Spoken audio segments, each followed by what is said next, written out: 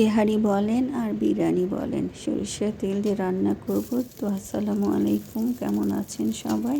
এই তো গরুর মাংস নিয়ে নিয়েছি ছোটো ছোটো করে কেটে, আর সরিষার তেলের মধ্যে পেঁয়াজ দিয়ে দিলাম। পেঁয়াজটা একটু কম হচ্ছে, কেটে নেবো আর একটু পেঁয়াজটা একদম ভেজে নিব। দেখুন সরিষার তেল দিয়ে রান্না করলে ফেনাতে ওঠে। তো এই যে গরম মশলাগুলো দিয়ে দিলাম, যা দেওয়া হয় খালি স্টার মশলাটা দিয়ে দিলাম বিরিয়ানির জন্য। আর এই তো গরুর মাংস ছোটো করে কেটে রাখছিলাম, পরিষ্কার করে ধুয়ে কেটে রাখছিলাম।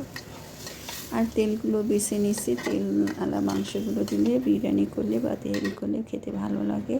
তো দিয়ে দিলাম তেলের মধ্যে। তারপরে সব রকম মশলা, আদা রসুন জিরা বাটা দিয়ে দিলাম, লবণ হলুদের গুঁড়া মরিচের গুঁড়া। মরিচ অল্প দিলাম, কারণ কাঁচা মরিচ দেবো, আবার শুকনো মরিচ দেবো, বেশি ঝাল হলে খেতেও পারবে না। আর এই মরিচগুলো সাংঘাতিক ঝাল।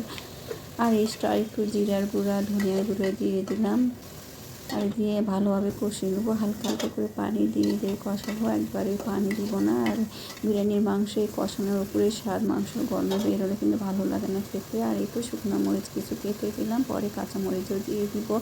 আর এটা হালকা হালকা করে গরম পানি দিয়ে এক মুখ করে গরম পানি দিয়ে কষে নিব। আর ভাজা ভাজা হবে, আর তেল আর একটু পরে দিয়ে দিব। তেল না হলে ভালো লাগে না খেতে। আর এটা যেহেতু সরষের তেল দিয়ে করবো, ওই জন্য ঘি দিব না, কারণ সরষের তেলের ঘ্রাণ বেশি ভালো লাগে। আর এই তো রান্না হয়ে যাচ্ছে। মাংসটা কিন্তু একবারে পানি দিয়ে নেয়, একটু একটু করে পানি দিয়ে সিদ্ধ করে নিয়েছে। আর এই তো আমার সব রকম মশলা দিয়ে বানানো মশলা, এটা আমার হাতে বানানো যত রকম গরম মশলা আছে সব কিছু দিয়ে এটা দিয়ে দিলাম একটু। যেহেতু বিরিয়ানি দিয়ে ঘ্রাণ বেশি না হলে ভালোও লাগে না।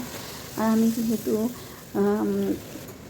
কেওড়া জল, গোলাপ জল এগুলো ব্যবহার করি না, সাধারণত লোকাল যেগুলো মশলা আমরা যেগুলো বাঙালি আমরা যেগুলো খাই সেগুলো দিয়ে আজকে ঘরোয়া বিরিয়ানি করবো। আর আমি আমাদের ঘরে এগুলো কেউ খেতেও চাই না, এই যে গোলাপ জল কেওড়া জল দিয়ে বিরিয়ানি করলে। এই জন্য নানা রকম মশলা দিয়ে ভালো করে মাংসটা কষাতে হয়, হালকা মশলা হলেও ভালো লাগে না খেতে। তো চালটা প্রথমে ধুয়ে পরিষ্কার করে ভিজে রাখছিলাম, আর চালটা ধুয়ে বেশ খানিকক্ষণ ভেজে নিলাম মাংসটাতে। আর মাংসটা সিদ্ধ হয়ে গেছে, মাংসটা কিন্তু অনেকক্ষণ কষাইছে, একদম ভাজা ভাজা হয়েছে। তারপর চালটা দিয়ে দিয়েছি, আর এই তো সিদ্ধ হবে।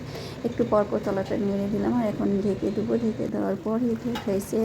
এখন একটু নেড়ে চেড়ে আবার হালকা জাল দিয়ে দমের মধ্যে রাখবে। এটা কিন্তু খড়ির চুলা হলে বেশি ভালো হয়, আর গ্যাসের চুলা হলে নিচে একদম লেগে যায়। ওই জন্য খড়ির চুলা হলে খড়ি ঠুক করে নিচে দিয়ে একদম দমের মধ্যে দিলে বিরিয়ানিটা সুন্দর হয়ে যায়। তারপর আমাদের খেতে হবে। না করে ফেললাম একটু ঘরোয়া উপায়, তেহারি বলেন বিরিয়ানি বলেন রান্না হয়ে গেলো। আর এখন একটু দমের মধ্যে রাখবো। আর এখানে ঘি দিব না, কিচ্ছু দিব না, কোনো মশলাও দিব না, হালকা পাতলা তেহারি খেতে ভালো হয়েছিল। আর এইভাবে মাঝে মধ্যে রান্না করে খাবেন।